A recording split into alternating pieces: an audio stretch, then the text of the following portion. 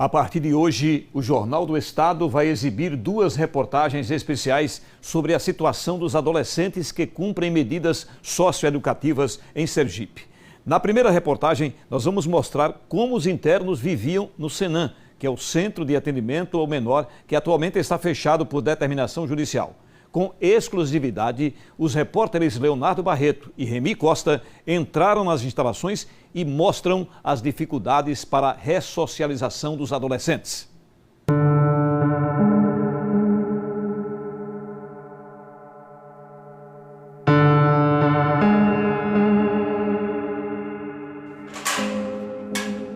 A maior parte dos adolescentes em cumprimento de medidas socioeducativas em Sergipe está na comunidade de atendimento socioeducativo masculino, em Nossa Senhora do Socorro. Um lugar que nem de longe lembra o local onde eles ficavam, Centro de Atendimento ao Menor. O prédio na Avenida Tancredo Neves, em Aracaju, revela um capítulo triste da história de Sergipe. Nossa equipe de reportagem foi a primeira a entrar no local após o fechamento.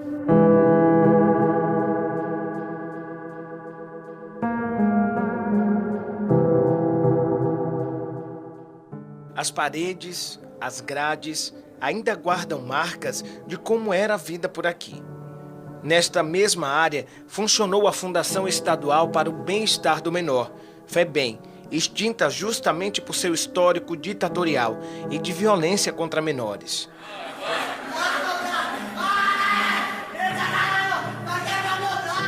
Clébio trabalha aqui desde 1984 e conheceu de perto a realidade de um modelo de ressocialização completamente falido. A estrutura não era essa aqui, né?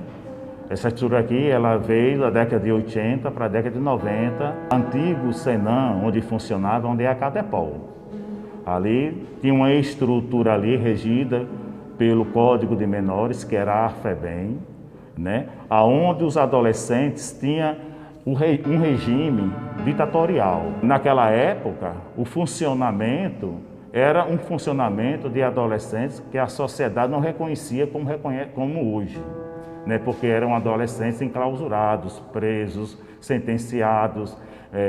Não existia essa questão hoje da ressocialização que nós estamos vivenciando hoje. Crianças e adolescentes eram colocados, né, trazidos para prédios e ficavam ali acumulados, né? Eles não eram vistos na sua integralidade, né, como pessoas que têm família, pessoas que têm direito, pessoas que têm desejos, né, e que existem também possibilidades para elas. Este prédio foi construído para acolher 65 adolescentes em cumprimento de medidas socioeducativas, mas já chegou a ter bem mais que isso. Em março de 2016, 259 estavam aqui. Em cada quarto como este, chegava a ter pelo menos 15 adolescentes. As denúncias feitas pelo Sindicato dos Agentes Socioeducativos eram constantes e revelavam o cenário de uma situação insustentável. Aquela situação é vexatória. É uma situação vexatória que viviam trabalhadores e adolescentes internados nesta unidade. São paredes com infiltrações, são vasos sanitários, péssimas condições, como já foi divulgados na mídia, e é muito complicado para um agente de segurança, para um interno, conviver numa unidade como a unidade Senan.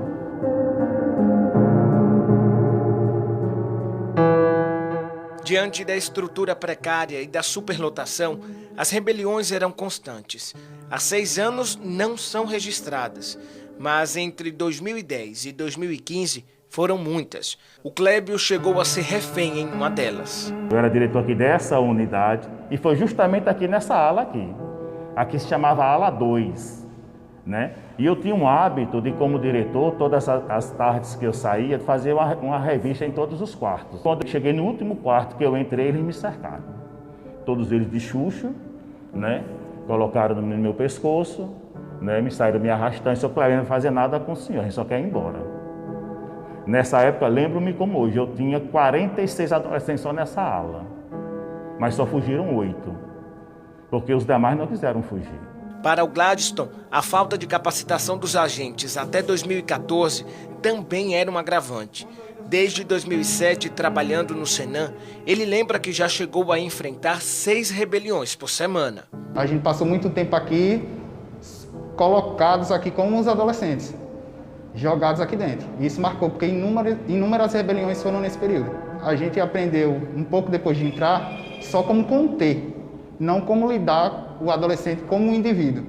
A gente teve curso na choque, de intervenção, não de diálogo, não de como lidar com as diversas situações que tratar com o adolescente poderia trazer. Eles estavam nessa medida, sem nenhuma assistência, sem nenhum retorno de nada. A pouca idade não é capaz de reduzir a violência usada por alguns adolescentes, situação que assusta até mesmo quem lida com isso todos os dias. Por coincidência, a primeira audiência que eu fiz na vida como juiz, isso em 1999, foi um caso de um homicídio com participação do adolescente, um homicídio praticado contra o pai desse adolescente.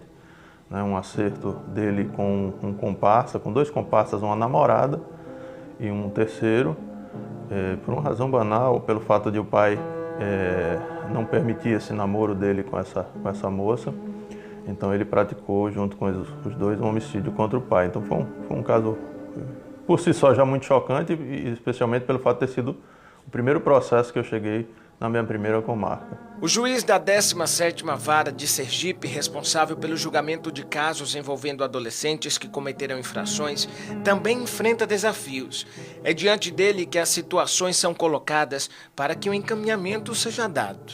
Na verdade, a gente tem que levar em consideração as determinações do direito, as determinações da lei, né? A ideia de medida socioeducativa, que é aquela medida aplicada a um adolescente que pratica um ato infracional, ela não é punitiva. Embora seria, em verdade, dizer que não tem um certo cunho punitivo, mas a ideia é ressocializadora. Então, os critérios que a gente utiliza são a gravidade do ato praticado, a reincidência ou não, né, o fato de aquele adolescente já ter praticado outros atos infracionais ou estar ser a primeira vez, enfim, a situação do adolescente como um todo para verificar qual é a medida mais adequada, né? Sem uma outra opção, adolescentes que eram sentenciados precisavam cumprir as medidas socioeducativas no Senan. Em 2015, a situação começa a mudar. A estrutura continuava precária, mas um novo modelo de ressocialização teve início. Era possível ressocializar um adolescente num ambiente como esse aqui que eles viviam? Olha, possível é. Era difícil, né? A gente encontrava muitos desafios, muitas limitações, mas mesmo diante de muitas dificuldades, a gente conseguia realizar o nosso trabalho. O trabalho é um trabalho composto por uma equipe interdisciplinar, uma equipe técnica, né? Formada por assistentes sociais, psicólogos e pedagogos, que atuavam nessa estrutura, por mais que fosse uma estrutura que não condizia com a realidade do sistema, né, socioeducativo, mas era a realidade que a gente tinha, né? Então, assim, foram muitos anos de dificuldades, mas também os últimos anos de uma estabilidade no processo, né? Em 2018, a Justiça determinou o fechamento do Senan. O Ministério Público do Estado fez diversos pedidos para que isso acontecesse. Mas para onde iriam esses adolescentes? O processo seguiu com recursos interpostos pelo governo do estado. No dia 11 de maio de 2021, o Senan foi completamente fechado e esvaziado. Um marco no fim de um modelo de ressocialização ultrapassado. Testemunhado por essas estruturas, por quem ficou internado aqui e por quem trabalhou aqui. Hoje, adolescentes têm de forma clara a oportunidade de serem reinseridos na sociedade, diferentes de como chegaram aqui. Existem ações tramitando que já se pedia o fechamento, porque a unidade, o Senan, não tinha estrutura adequada. Pelo contrário, a estrutura é antiga, precisava de vários reparos, entendeu? Estava insalubre, uma série de dificuldades que já é constatado nos autos desses processos, inclusive inspeções rotineiras feitas pelo Ministério Público e a equipe técnica do Ministério Público. Além de todo um histórico de superlotação, era uma unidade que ela não se enquadrava, ela não se amoldava a esse novo modelo de atendimento que ele começa a ser desenhado pelo legislador constituinte. Ele se consolida com o ECA, com o Estatuto da Criança e do Adolescente e com a lei do SINASE. Nessa ação conjunta, né, de todos os entes que trabalham na lógica de querer construir o novo, envolvendo a OAB, o Conselho Estadual da Criança e do Adolescente, que foi possível construir a mentalidade de que não é apenas tirando esse jovem das ruas e colocando dentro de um ambiente fechado, que vai resolver o problema. Com o fechamento do Senan, o prédio construído na década de 1970 pode ser reformado ou usado para outros fins que não o cumprimento de medidas socioeducativas. Amanhã a gente vai conhecer adolescentes que estão em cumprimento de medidas socioeducativas na CASEM, aquele novo local para onde eles foram após a desativação do Senan. Vamos conhecer a estrutura do local e adolescentes que sonham com um novo horizonte, longe das infrações.